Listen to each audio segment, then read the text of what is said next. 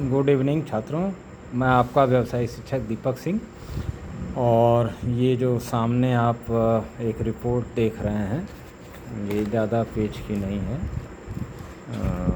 तकरीबन इसमें 58 पेज की है। और इसको मैंने 2015 में लिखा था। लिखा क्या था, ये आंकड़े एकत्रित किए थे गूगल से और साथ ही साथ इंटरमीडिएट की फिजिक्स की बुक से प्रकाशमिति एक चैप्टर होता है फोटोमेट्री, उसको लेके और उसको ध्यान में रख के उसको एक बनाया था बच्चों के लिए। और हर साल मैं 2-4 बच्चों में ये डालता भी रहता हूँ ताकि वो लक्ष्य को समझें कि लक्ष्य क्या है। लक्ष्य ब्रांड नेम तो है ही है, आप किसी चीज़ का ब्रांड नेम रख सकते हैं, साबुन का, चड्डी, बनियान, जो भी रख सकते हैं, लेकिन लक्ष्य माने बेसिकली होता है प्रकाश की तीव्रता। और अगर पुरानी प्रथा में लक्ष्य आप देखें तो पहले हम लोग लैंप से पढ़ते थे। मैं पहले पेज में यही दिखाना चाह रहा था। पिछले वीडियो मैंने आपको बताया भी था कि मैं अपने इस बुक का एक रिव्यू करूँगा, तो इसमें यही बताऊंगा कि कोई भी पेज क्यों बनाया, कैसे बनाया, क्यों, तो ये चीज़ मैं डिस्कस कर रहा हूँ। तो आप यहाँ अगर ध्यान से देखें तो पहले हमारा यही सिस्टम था। और आपका आज भी आप अगर देखें तो एलईडी बल्ब भी आपका लगभग इसी कॉन्सेप्ट पे है। नीचे बैटरी, बीच में लाइट एलईडी और ऊपर आपका एक अब तो शीशा आ जाता है जो आपका सुपर ब्राइट कर देता है। और दूसरा फ़ोटो में अगर मैं कहूँ इसको देखें तो आप ये लाइट एंड लाइटनिंग इसमें सही है क्योंकि छत पे है और प्रॉपर डिस्टेंस पे लगाई गई है ताकि जिसका ग्लेयर जहाँ ख़त्म होता हो जिस लाइट का, दूसरी लाइट का, वहाँ से उसका फोकस शुरू हो जाए। तो इस तरह से सीरीज में उसको लगाना ताकि फोकस जो पॉइंट है हमारा, जैसा कि मैं ग्लेयर इन रूम में आपको दिखा भी रहा था, तो उस तरह से आपको लाइट एंड लाइटनिंग करनी होती है। घर में प्रकाश की व्यवस्था टॉपिक है हमारा, और इस किताब को, और या लक्ष्य कह लें, जो भी कह लें। और किसी भी घर की लाइट एंड लाइटनिंग देखिए इस तरह से भी आप अगर घर में, मान लीजिए मैं गरीब छात्रों की बात कर रहा हूँ, जैसे मान लीजिए हमें मड़ई में ही पढ़ना है, तो हम ये इस तरह का सिस्टम बना के, और चाहें तो 5 वाट के बल्ब से 500 लक्स 1 मीटर पर रख के, पिछले में मैंने ब्राइटनेस में आपको एक फार्मूला भी दिया है, उस तरह से 1 मीटर पर से नीचे इसको करके आप पढ़ सकते हैं। या टेबल लैम्प भी है आपके पास, वो भी मैंने आपको बताया है, पिछले पुराने वीडियोस में है भी। और साथ ही मैं आपको बता चुका हूँ कि मैं एक थर्मल पावर प्लांट का कंस्ट्रक्शन का इंजीनियर भी रहा हूँ, तो प्रोजेक्ट इंजीनियर, और पाइलिंग से लेके पूरा थर्मल पावर प्लांट का कंस्ट्रक्शन का काम ईमानदारी से किया। तो इस बुक में मैं उसको नहीं रिव्यू ले रहा हूँ, इसमें सिर्फ मैं एलईडी से सोलर तक लिया है मैंने। और टॉपिक्स वही हैं आपका, ल्यूमिनस, लक्स और ल्यूमेन पर मीटर स्क्वायर क्या है, टेम्परेचर से इसका रिलेशन क्या है। मैं अक्सर बताता रहता हूँ कि जाड़े में शीतलहरी और जो है गर्मी में हीट वेव, लक्स वाट में क्या रिलेशन है। और कलर ऑफ लाइट, देखिए कलर ऑफ लाइट आपके लिए सबसे अच्छा कौन सा होता है, तो पीला रंग होता है। ये हमारे परंपराओं में भी आपने देखा होगा, हल्दी वगैरह लोग लगा के देते हैं। तो पीला रंग का, क्योंकि अभी आगे मैं उसकी वेवलेंथ आपको दिखाऊंगा, तो उस वेवलेंथ जो है हमारे आँख के लिए बड़ी अच्छी होती है, सुग्राही होती है, मैं इसलिए हम पीला रंग ज़्यादा यूज़ करते हैं। ये चीज़ इसके अंदर मैंने दिखाई है। आगे 2 पेज मैंने एक कलर्ड और लिए हैं कि लाइट इंडोर में आप लक्स का और कोण, लक्स एंड कोण एंगल, तो देखिए यही इसका एंगल का मतलब है कि फोकस आपका जो नीचे से आ रहा है एकदम मेज पे रहना चाहिए। और डिस्टेंस अगर है तो B=L/4πr², आर आपके मीटर में है तो वो मीटर के साथ इस पर यहाँ पे कम से कम 500 लक्स मेज पे आनी चाहिए। इस तरह से लाइट एंड लाइटनिंग की व्यवस्था की गई है।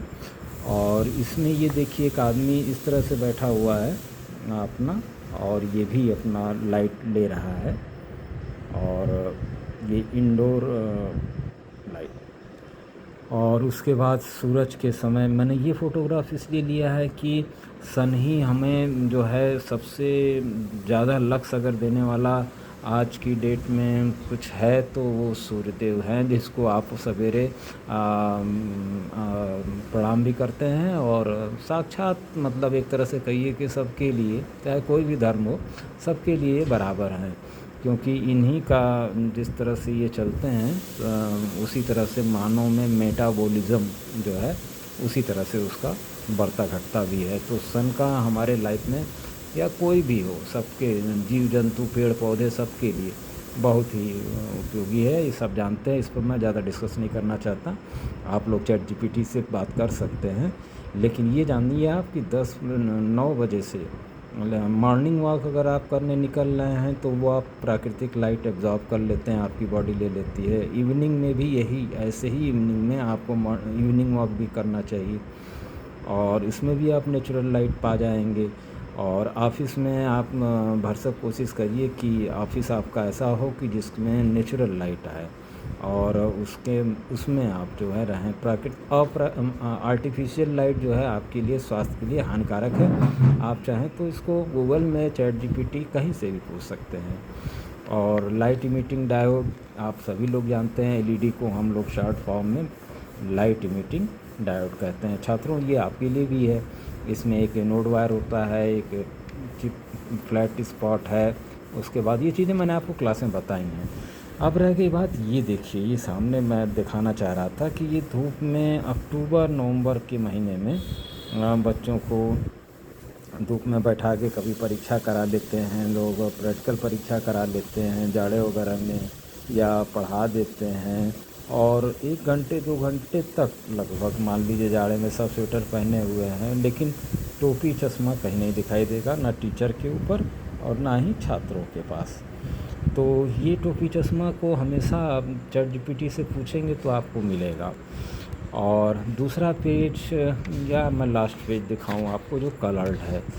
तो कलर्ड में आप देखें तो वही मैंने वर्ड दिया है, कैंडिला आप कहते हैं लाइट इंटेंस, प्रकाश की तीव्रता को, और ल्यूमेन कहते हैं, और एलएक्स लिखा रहता है आपके एलईडी बल्ब पर, लक्स भी कहते हैं।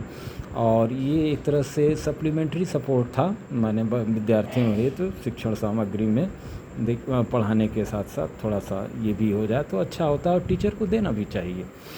और awareness about ultra violet radiation, lux and sun and LED lighting, और साथ ही साथ लाइट एंड लाइटनिंग, मतलब यही सारे वर्ड्स इसके किताब के अंदर हैं। और ब्रांड तो मान लीजिए सोप का है ही है, और कहीं हम लोग इस तरह के भी ब्रांड देखते हैं, तो ब्रांड कोई भी ले सकता है, लेकिन बेसिकली लक्स माने प्रकाश की तीव्रता होती है। और बल्ब आप इसी तरह से देख रहे हैं, यही तीनों बल्ब हमारे पास आए पहले शुरू से 3 स्टेज में।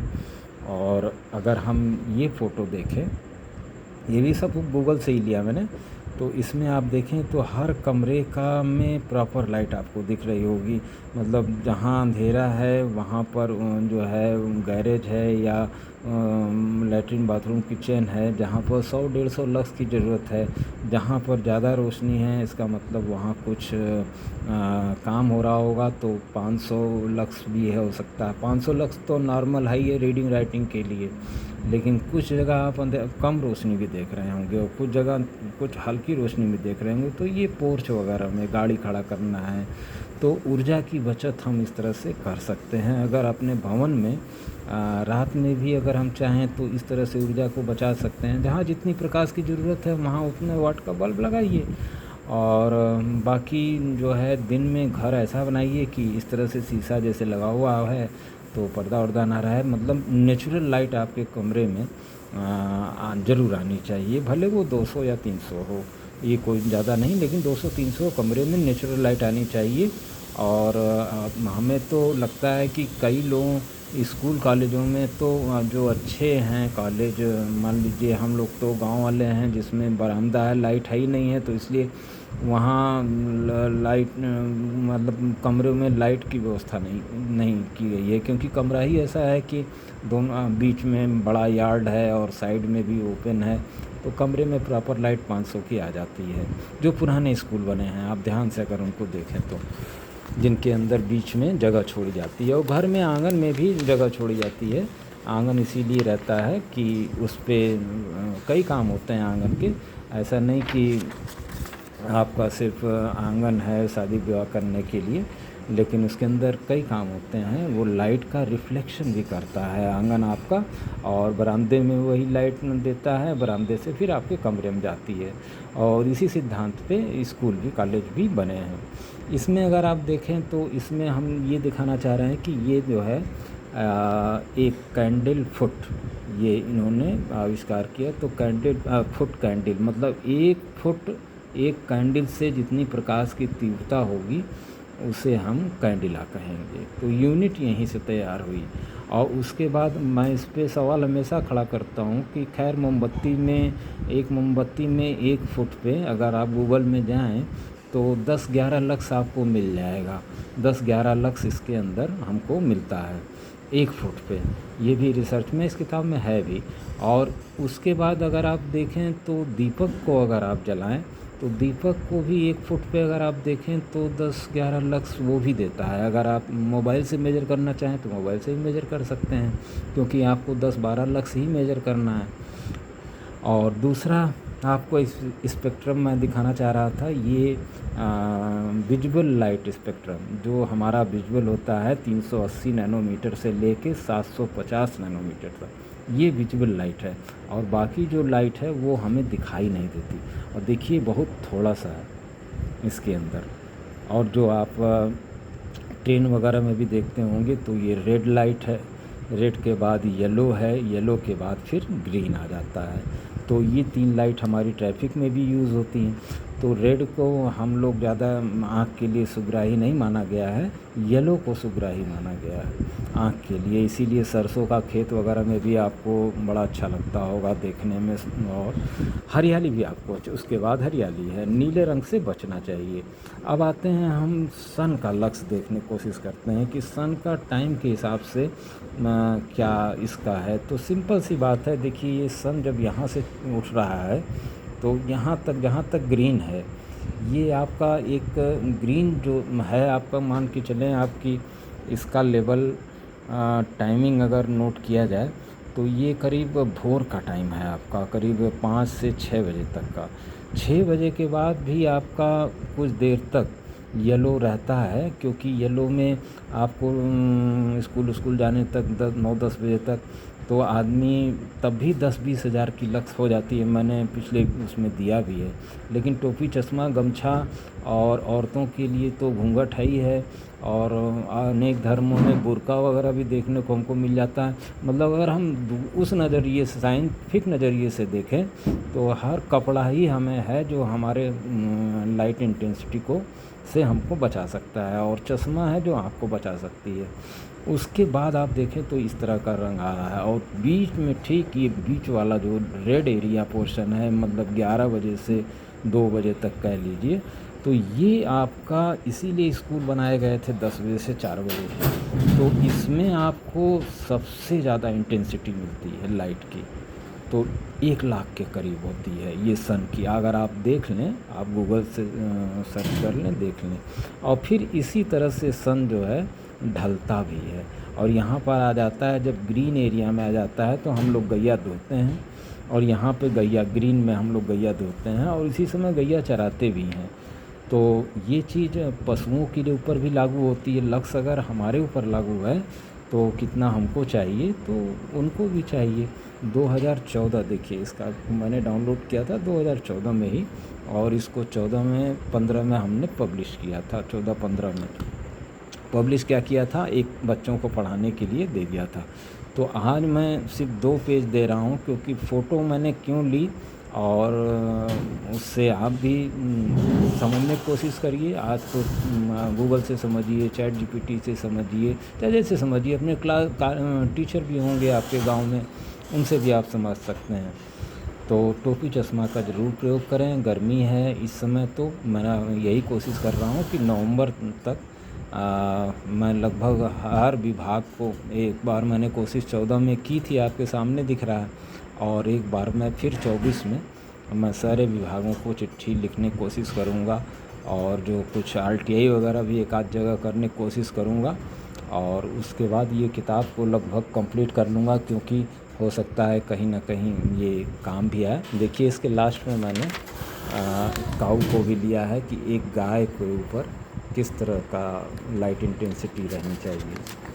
आगे मैं बताऊंगा आपको, इसमें नहीं है। और अल्ट्रा वायलेट रेज, सारे टॉपिक लगभग कवर किए हैं हमने इसमें। और इसमें आपको कुछ चीज़ें ऐसी भी मिल जाएंगी जो कि देखिए, ये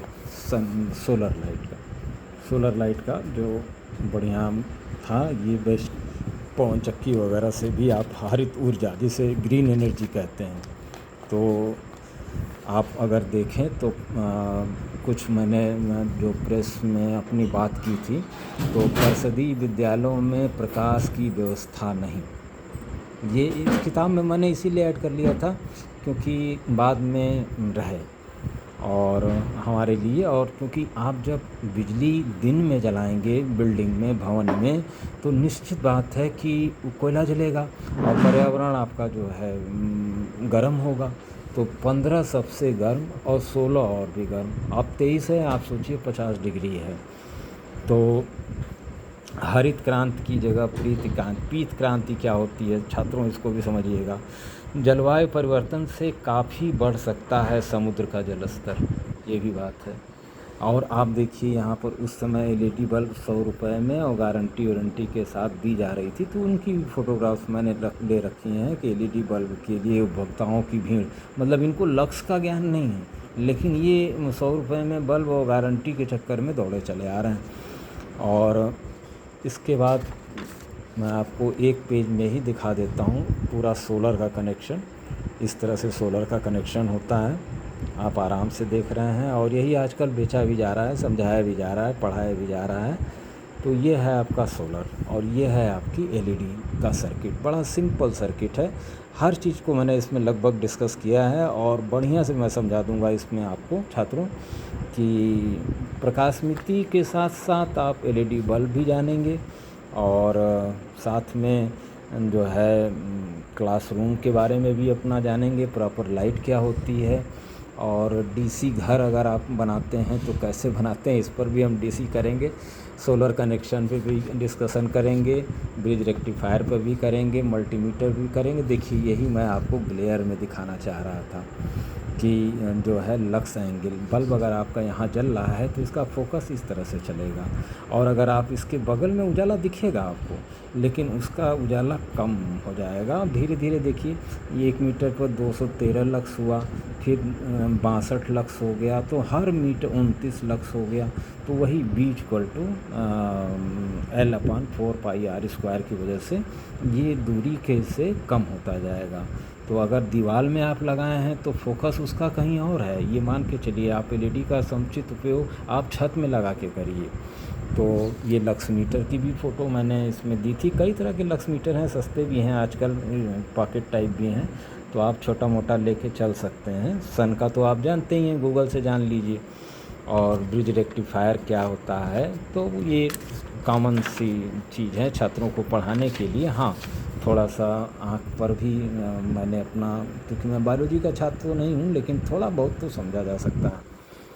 तो मैनी थैंक्स छात्रों। मैं आपको इसमें बहुत ज़्यादा नहीं, लेकिन मेरा जो टॉपिक है कि वो अगर आप देखें तो स्थानानुसार, कार्यानुसार लक्ष्य की आवश्यकता, लक्ष्य रिक्वायरमेंट, तो टाइप ऑफ वर्क होना चाहिए, कैसा टाइप है, तो देखिए आवास है, और ये गूगल में आज भी है, मतलब 500 से 1000 के नीचे ही आप पाइएगा। देखिए जो है किचन में आपका 150 चलेगा, और उसके बाद गैरेज में आपका 150 चलेगा, हाँ, और बाकी 200 500, मतलब 1000 से ज़्यादा नहीं आवास में। होटल में भी अगर आप आ जाइए तो होटल में भी जो है वहाँ तो और ख़र्चा बचाना रहता है, यहाँ तो 1000 की में है ही नहीं होटल में, होटल में बहुत एक आध कमरे में 1000 मिलेगा, नहीं तो वहाँ भी 500-250 यही चलेगा।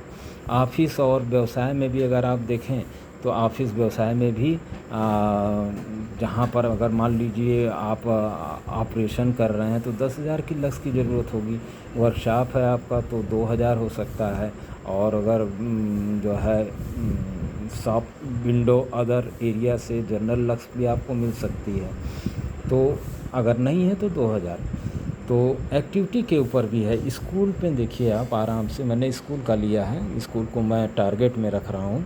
तो ये लेबोरेटरीज़ में 600 और ड्राइंग रूम में जहाँ ड्राइंग बन रही है उसकी बच्चे बनाते हैं इंजीनियरिंग वगैरह में 500 और लेबोरेटरीज़ वगैरह में 500। टेक्निकल कोई भी एक्टिविटी है तो हर जगह 500 और क्लासरूम है तो 500 तो रहेगा ही रहेगा। और टीचिंग रूम में भी 500 क्योंकि टीचर भी पढ़ते हैं। उसी तरह से पेंटिंग करने में भी आप 500 देखेंगे। डॉक्टर की ऑफिस में भी आप देखेंगे तो ये भी चूँकि जहाँ ऑपरेशन थिएटर होगा वहाँ मान लीजिए 10,000 20,000 चाहिए होगा ऑपरेशन करने के लिए, वरना हर जगह आपको 500 150 200 1000 इससे ज़्यादा नहीं मिलेगा। बस और ट्रेन और एयरपोर्ट में भी प्रकाश की व्यवस्था निर्धारित है और वो भी क्या 150 जो है प्लेटफॉर्म पर रहता है, 150 टिकट बूथ पर रहता है, आराम से आप देख लेंगे। और ऑफिस वगैरह में 500 और उसके बाद एरिया एक्टिविटी से ऊपर ज़्यादा है। तो कहीं भी आप देखें बस ट्रेन एयरपोर्ट में आप 1000 से ज़्यादा कहीं नहीं दिखेगा। मतलब आपको स्टेडियम वगैरह में भी आप फुटबॉल खेलने जाते हैं वहाँ पर आपको जो लाइटनिंग की व्यवस्था की जाती है वॉलीबॉल वगैरह फुटबॉल की, तो वहाँ भी 750 1000 से अंदर। इंडस्ट्रीज़ में अगर आप हम आ जाएँ तो इंडस्ट्रीज़ में भी आप देखेंगे तो 1000 और चूँकि एक इंडस्ट्री में तो मैं भी काम किया हूँ तो वहाँ भी 1000 और 2000 के अंदर ही अंदर और 500 जहाँ जैसी ज़रूरत है। कहीं कहीं 150 200 उसमें भी ऑफिस वगैरह होते हैं तो वहाँ भी इस तरह से। कारखाने में भी आप देखेंगे तो आपको 1000-500 से ऊपर नहीं मिलेगा। आज भी आप गूगल में देख लें। अब आ जाते हैं हम जो है एक आपको ब्राइटनेस वाला सवाल दिखाना चाह रहे थे। देखिए यहीं पर है ब्राइटनेस B इक्वल टू, जो मैंने पिछले चैप्टर में आपको बताया है, पिछले वीडियो में सॉरी। तो B ब्राइटनेस है और L मान लीजिए 5 वाट का बल्ब हमने लिया और 1 मीटर पर उसकी हम देखना चाहते हैं कि लाइट इंटेंसिटी कितनी है। तो इसको हम पिछले वीडियो में भी बताए हैं 2018 वाले 19-20 में, आप इधर भी देख लें। तो ब्राइटनेस L/4πr², तो ये आ जाएगा 40 लक्स। मतलब 1 मीटर की दूरी पर जाते ही ये 540 लक्स हो गया। और इसी को दूसरे मीटर जाने में देखिए 2 मीटर अवे अगर कर दें तो 10 लक्स हो गया। तो आप खुद अंदाज़ा लगाएं कि आपको जो है किस तरह से घर में लाइट एंड लाइटनिंग की व्यवस्था आपको अपनी करनी है। और बाकी सोलर का तो है ही है, हम सोलर का मैंने आपको बता ही दिया है कि सोलर तो कनेक्शन भी दिखा दिया। तो लगभग किताब के अंदर और कुछ ज़्यादा नहीं है। चमक और दूरी का टॉपिक भी मैंने आपको कवर कर दिया इसके अंदर। और जो ग्लेयर की बात मैं कर रहा था, ग्लेयर जो आपको आता है, देखिए यही ग्लेयर होती है कि अगर यहाँ से रोशनी ऐसे आ रही है, ऐसे आपके आँख पे जा रही है तो ये ग्लेयरिंग हुई। और इस तरह से जो आप करते हैं टास्क तो ये जो आँख पे जाती है ये ग्लेयरिंग हुई, तो ये ग्लेयर हो जाता है आपका। तो ये डिसेबिलिटी है एक तरह से है। इस तरह से देखिए चकाचौंध होती है, ये इससे ग्लेयर आ जाता है। इस तरह से कमरे में आधी रोशनी आ रही है आधी नहीं आ रही है तो ये आदमी ग्लेयर में चला जाता है, इसमें वो ग्लेयर में आ जाता है। तो इस तरह से बचने की कोशिश करिए। ग्लेयर मतलब क्या है यही मैंने आपको बताया कि ग्लेयर इसी को कहते हैं। और बाकी तो आप मेरे एक वीडियो में सुन के समझ जाएंगे कि ग्लेयर क्या है। सूर्य और प्रकाश में परावर्तन तो आप देख ही रहे हैं, यहाँ से गिरेगा और ऐसे रिफ्लेक्ट करेगा तो लक्स फ्रॉम द इससे रे आएगा और यहाँ से परावर्तित होगी। जल में ये परावर्तन नहीं होता, इसीलिए जब आप जल में खड़े होके कहते हैं सूरज को अर्घ देते हैं सवेरे के समय या शाम या दोपहर कभी भी जाएं आप तो आपको वहाँ पे गर्मी पानी के अंदर नहीं लगेगी। गंगा जी में जाएं या कोई नदी में जाएं, पीला रंग आँख के लिए सुग्राही होता है। क्यों? उसकी तापमान, तरंगदैर्घ्य, रंग और प्रकृति हर चीज़ें काउंट की जाती हैं। तो तो इससे पीला रंग हमारे लिए सुग्राही है, आप इतना मान के चलिए। और अक्सर आप लोगों ने देखा भी होगा ट्रैफिक वगैरह में। और ये रही इंटरमीडिएट की फ़िज़िक्स की किताब का कुछ फ़ोटोकॉपी मैंने ले लिया था अपने, चूँकि बात को कहना है तो इसको रखने के लिए मैंने यूपी बोर्ड भौतिक विज्ञान भाग 1 प्रदीपन या अथवा प्रकाश की तीव्रता, और ये देखिए यहाँ पर इसमें साफ साफ नहीं प्रिंट हो पाया है, गाज़ीपुर में जैसा है वैसे ही, तो इसमें लक्ष्य इसके अंदर है प्रकाश की तीव्रता को, और बढ़िया से समझाया भी गया है। छोटा चैप्टर है मानता हूँ, लेकिन यह है कि उसमें कुछ क्वेश्चन अच्छे होते हैं जो कि बढ़िया बात सिखा जाते हैं। तो आगे मैं नहीं समझता कि इस चैप्टर के अंदर, इस बुक के अंदर, हाँ मैंने कुछ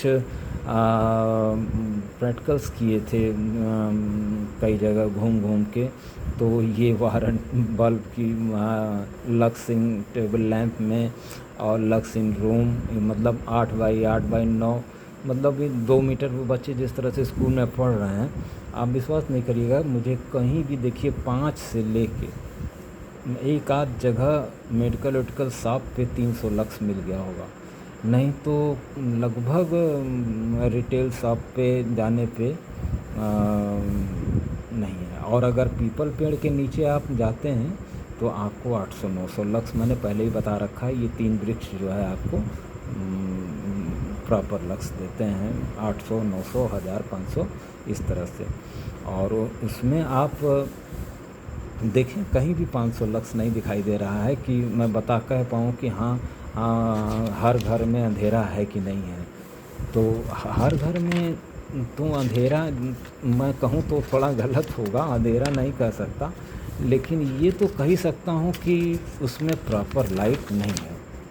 और ये मालवीय जी ने ज़रूर कहा कि किताबें ही शिक्षक हैं, मतलब शिक्षक से बढ़िया अगर आप किताब पढ़ते हैं और थोड़ा टीचर से भी टच रखते हैं तो बहुत आसानी से आपको समझ में आ जाएगा कोई भी चीज़। ऐसा नहीं है कि कोई बहुत कठिन चीज़ है, हर चीज़ आसान होती है। इस किताब को मैंने माइक्रो टीचिंग, सूक्ष्म शिक्षा करके बनाया था। Construction of thermal power plant 15 megawatt का भी मैं एक सिविल मैकेनिकल इलेक्ट्रिकल का बनाना चाहता हूँ। खैर उसको भी समय आएगा तो बनेगा, बन ही जाएगा। और ये ओपिनियंस भी मैंने ली थी, मतलब डॉक्टर्स से, और मेरे पिताजी ये थे, ये तो गुजर गए, और उसके बाद वकील से ली थी, एक सीनियर एडवोकेट हैं, मतलब इनकी समझ में भी आ गया था। और एक शिक्षक हैं, ये एक इंजीनियर साहब हैं, ऑपरेशन इंजीनियर, जो पावर प्लांट में मैंने काम किया, और उसके करंट में ये ऑपरेटिंग इंजीनियर है, मैं कंस्ट्रक्शन इंजीनियर था। तो ये भी रिपोर्ट मैंने बना के रखा है, और साथ में अपने कई दोस्तों टीचर्स को भी ले रखा, जैसे अनिल श्रीवास्तव जी को मैं मेन कहूँगा, और राजेश राय जी, ये मलसा में टीचर हैं, ये जमानिया में टीचर हैं, और ये लोग इलेक्ट्रॉनिक्स के टीचर हैं। तो इसलिए मैं इनके साथ सलाह करके ही ये सारा काम किया हूँ। और एक क्वेश्चन मैं हमेशा डाल देता हूँ, क्या हम अंधेरे में हैं? तो इससे आप भड़कने की बात नहीं है, लेकिन अंधेरे में इन द सेंस कि प्रॉपर लाइट में नहीं है, प्रॉपर लक्स में नहीं है। हम घर में हमारे प्रकाश की व्यवस्था कैसी होनी चाहिए? दिन में अगर हम बल्ब जला रहे हैं तो इसका मतलब सिविल का कुछ ड्राइंग गड़बड़ है, या सिविल को देख के बनाना चाहिए। पिलर मकान, ये से पिलर से तो मकान बनता नहीं है, उसके अंदर प्रॉपर लाइट एंड लाइटनिंग के वो ही देखना चाहिए कि लाइट जो है प्रॉपर आ जाए। और रात में अगर हम काम कर रहे हैं, सरकारी भवन है या, तो उसमें भी आ जाए। पंखा वगैरह एसी तो बात अलग है, लेकिन लाइट का रहना बहुत ज़रूरी है। अगर कई यूनिवर्सिटियों में मैं गया हूँ, देखा हूँ, नाम नहीं लूँगा, लेकिन उनकी भी मजबूरी है, क्या करें वो। अगर उनके यहाँ यूनिवर्सिटियों में बल्ब बंद कर दिया जाए, लाइट ना बंद कर दी जाए, तो क्लासरूम में अंधेरा हो जाएगा और छात्र बाहर निकल जाएंगे और टीचर भी नहीं पढ़ा पाएगा बेचारा। तो इसमें गलती ना तो मैनेजमेंट की, ना टीचर की, ना छात्र की। हाँ, ये हमारी पुरानी परंपरा रही है और इसी परंपरा के अधीन हम पढ़ते चले आ रहे हैं। इसी वजह से मेरा अपना जो मत है, ये सही तो है नहीं, इसकी वजह से हमारी आंखें भी कमज़ोर होती हैं धीरे धीरे। जैसे जैसे वैज्ञानिक युग है, आदमी खोज हो ही रही है, और खोज होते होते अब मान लीजिए मैं 14 में फ़ेल हो गया, 15 में फ़ेल हो गया, कई जगह गया, कई जगह ऐसा नहीं है कि मैंने कोई जगह छोड़ा है। सब जगह अपनी बात को रखा और प्रॉपर, तभी तो प्रेस वगैरह सब कुछ किया हूँ। एक बार फिर करने की कोशिश करता हूँ। नवंबर में आपको दिखाऊँगा 9-10 बजे 20,000 की लक्स, और 12 बजे, और सारा इस किताब का सारी चीज़ें आपको मैं फिर वैसे ही दिखा दूँगा, और वीडियो भी बना दूँगा उस पे। और उसके बाद दस्तावेज़ भी सबको चिट्ठी पत्री भी लिखूँगा, जिस तरह से पहले लिखा आप फिर लिखूँगा। और उसके बाद सबसे अनुरोध भी करूँगा, और उसके बाद नहीं होगा तो फिर कोर्ट की शरण लेनी पड़ेगी। जहाँ तक मुझे लगता है एक PIL इस पर करके और प्यार से एक डायरेक्शन दिया जाए जज महोदय हाथ जोड़ के, कि साहब कम से कम इस तरह का कुछ डायरेक्शन दें कि हम प्राकृतिक और आर्टिफिशियल और नेचुरल लाइट को समझ सकें, और उस तरह से हम अपना जीवन तो बचा ही सकें। और क्योंकि कहीं ना कहीं प्रकाश का हमारे लाइफ स्पान पे जो है असर है। सूर्य उगता है, डूबता है, तो इसमें एकदम निश्चित रूप से मुझे लगता है कि इसका सन का हमारे लाइफ स्पान, चूँकि पूरा मेटाबॉलिज्म ही जब हमारा ये बढ़ाता घटा रहा है, तो लाइफ इसमें भी जो है आप अगर ढंग से रहेंगे तो अच्छी उम्र जिएंगे।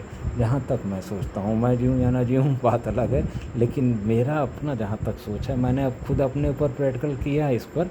तो आप मेरे पुराने वीडियो देखें, लक्स 2.20 2.0 और लक्स करके, तो उसमें मैंने अपना पर्चा डाल रखा है। मेरा विज़न 2.5 था, 2.5 था नियर का, जिसको मैं चश्मा और गमछा लगा के करीब 2 कर लिया था।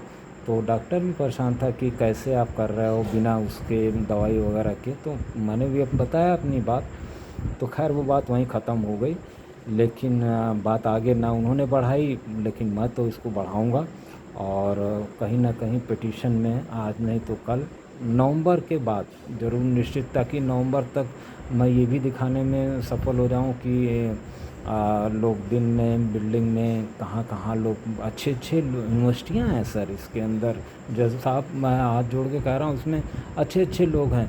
तो उनको थोड़ा सा अगर गाइडलाइन मिल जाएगी तो प्राकृतिक लाइट तो बच्चों को मिलनी ही चाहिए। और इतना पैसा दे के आदमी पढ़ रहा है तो स्वास्थ्य की हानि तो होनी नहीं चाहिए। अनुच्छेद 21 में तो ज़्यादा नहीं जानता, लेकिन जीवन जीने का अधिकार तो हमको मिला ही है अनुच्छेद 21 में।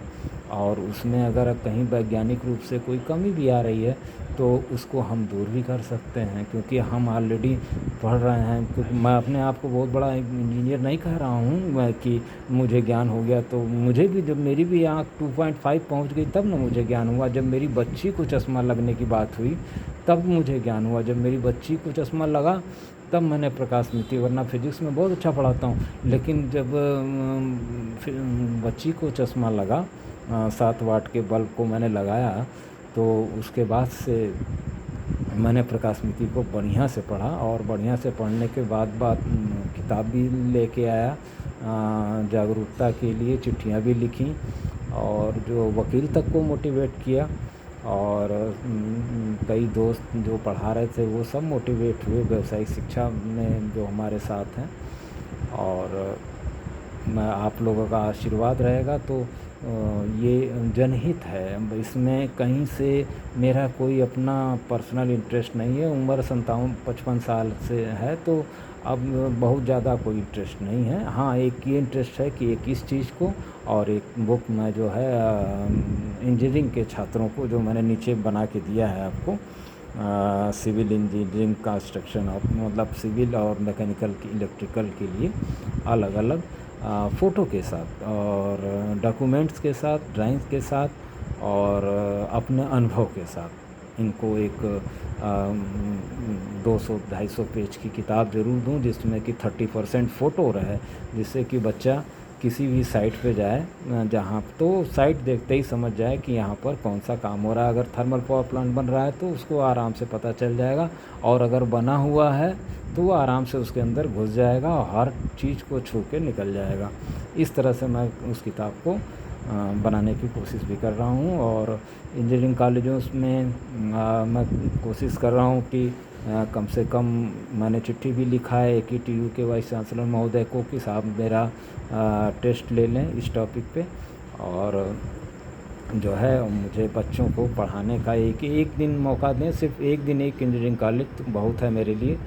Civil mechanical electrical final year को बैठा के 4 घंटे अगर मैं अपनी बात कह ले जाऊँगा और सारे बच्चे तीनों चीज़ें जान जाएंगे तो ज़्यादा बढ़िया है।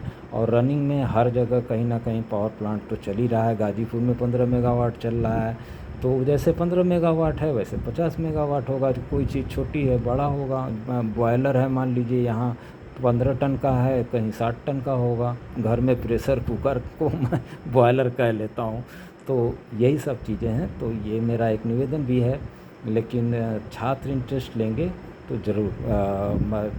पहले तो अपने AKTU में वाइस चांसलर महोदय से अपना लेटर मैंने लिखा है, और एक लेटर मैंने CM महोदय को भी लिखा है, लेकिन इसमें अनुभाग 1 में कहिए तो मुझे पता बहुत नहीं है। लेकिन ये 2 चीज़ें मैं अपनी नॉलेज को दे के जाना चाहता हूँ कि ये PIL से ही दूंगा, लेकिन ये लक्ष्य को तो ज़रूर दूंगा। और ये जनहित है, इसमें मैं खुद इसमें 2.5 मेरा हो गया था, तो बच्ची को नहीं लगता तो मुझे नहीं पता चलता। और इस वजह से मैंने बच्चों के लिए ही ये चीज़ पाई है। क्योंकि स्कूल कॉलेज में व्यवस्था ही बढ़िया है 500 लक्स वाली, तो वहाँ पता ही नहीं चलता। टोपी चश्मा तो मुझे बाद में ही पता चला जब मैंने इसको जाना।